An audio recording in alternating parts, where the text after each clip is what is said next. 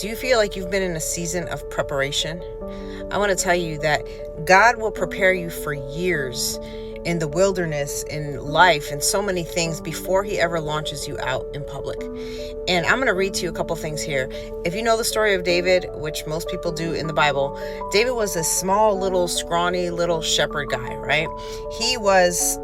His brothers didn't think he was much. Even his father didn't think he was much, because when it came time for Samuel to come and look at all his sons to anoint one of them as king, he didn't even put him in the lineup, right? So I'm going to read this here really quick from 1 Samuel 17:32-39. It says, "Don't worry about this Philistine," David told Saul. "I'll go fight him." You see, Goliath was out there, asking everybody, "Hey, who's going to fight me? Who will fight me?" And none of these people, his brothers who had been soldiers and warriors, and they were they were big, and all these other people, no one wanted to fight him. But here comes this little nobody, little shepherd boy. At least that's what they thought. And he says, "I'll go fight him." "Don't be ridiculous," Saul replied. "There's no way you can fight this Philistine and possibly win. You're only a boy, and he's been a man of war since his youth. And not to mention he was a giant, right?" But David persisted. "I've been taking care of my father's sheep and goats," he said. "When a lion or bear comes to steal a lamb from the flock, I go after it with a club." Who does this? "And rescue the lamb from its mouth. If the animal turns on me, I catch it by the jaw and club it to death. I've done this to both lions and bears, and I'll do it to this pagan Philistine too, for he has defied the armies of the living God. The Lord who rescued me from the claws of the lion and the bear will rescue me from this Philistine." Saul finally consented to him. "All right, go ahead." And he said, "And may the Lord be with you." So listen, this was normal to him. To us, I'm reading this like, who does this? Who goes after a lion or a bear and with a club, "Get away from my sheep"?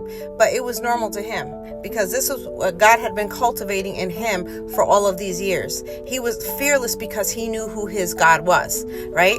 But God was preparing him for years, right? In private, for this now public moment. That's what God does in our lives.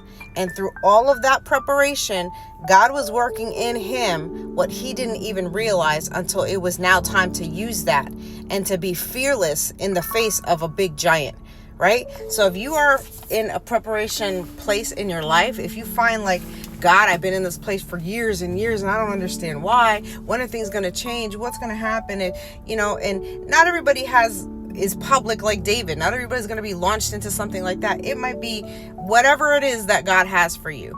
But God is always going to have a preparation time in your life, and it will look different for everyone. Not everyone looks like David. Not everyone has that kind of experience, but that was our example, right? So I just want to encourage you, if you find yourself in that place, hold on, keep walking with the Lord, and do not let go.